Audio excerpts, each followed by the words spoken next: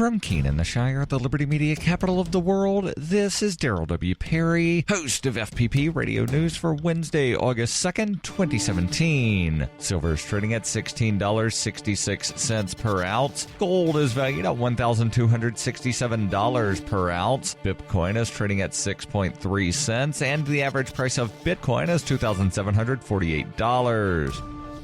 Antiwar.com reports, in the course of their broad restructuring of the State Department, the Executive Steering Committee has revealed an internal email that the formal mission statement for both the State Department and U.S. aid is going to be revised, with draft versions being circulated around the office for comment. While the draft statement still talks up America's global advocacy, action, and assistance, suggesting a very interventionist viewpoint, it removes language from the past versions about creating a just and democratic world as being a priority. Former Reagan-era State Department official Elliot Abrams was very critical of the move, saying that the removal of justice and democracy were only significant changes, suggesting that the U.S. doesn't want those things anymore. It might simply suggest that those aren't going to be used as pretext for future U.S. interventions abroad, however, potentially reflective of Secretary of State Rex Tillerson's viewpoints that American values need to take a backseat to national security interests that are often directly contrary to them. While the change is a rather significant public change, it's not necessarily going to signal broad policy changes for the U.S., but rather might save the State Department a lot of effort in trying to spin America's often overtly anti-democratic policies, like backing Egypt's military junta, as in line with their mission statement.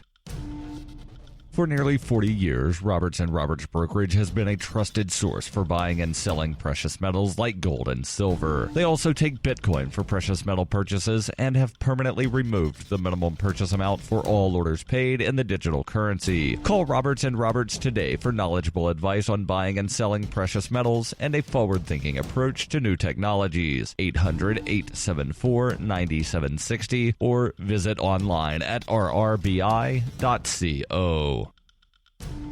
UPI reports a jury in federal court found Linda Howard, a former U.S. diplomat, liable for damages after she and her husband kept an Ethiopian woman as a sex slave for years in Yemen. Howard will pay $3 million in damages to the woman, who was identified as Sarah Rowe in court documents. The jury's decision in June marked the second time Linda Howard and her now-deceased husband, Russell Howard, were found liable for enslaving and raping an Ethiopian woman. The case began in 2003 when Rowe, then 17, got a job with a food services contractor serving the U.S. Embassy in Sinai, Yemen. 2 years later, she met Linda Howard, then working as a Foreign Service officer in the State Department's Information Program Center. Linda Howard offered Rowe a job as a live-in housekeeper, which she accepted. Soon after, however, Rowe was forced to commit sexual acts on both Linda and Russell Howard, according to the lawsuit. The complaint states Russell Howard grabbed Rowe's breast and bottom and demanded that she no longer wear a bra in the home. Linda Howard likewise touched Miss Rowe's breast and demanded that she engage in sexual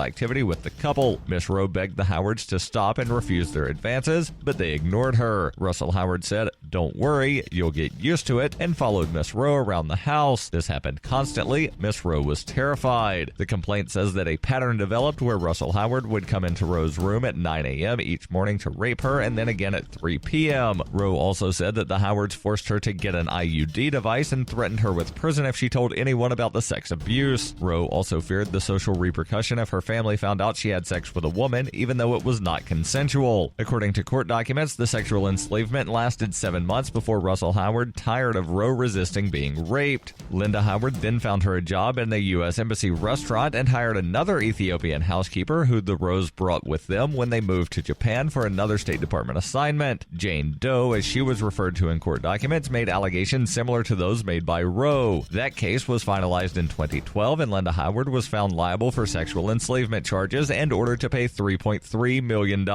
After the judgment, Linda Howard quit her State Department job and fled to Australia, where she contested the ruling. She lost the appeal and was ordered to pay the fine. In 2015, an Inspector General report criticized the State Department for not being well positioned to hold employees accountable for violations of anti-human trafficking policies the U.S. promotes in other countries.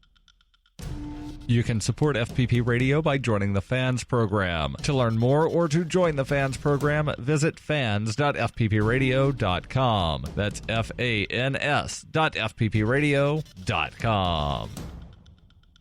This has been FPP Radio News, online at fppradio.com.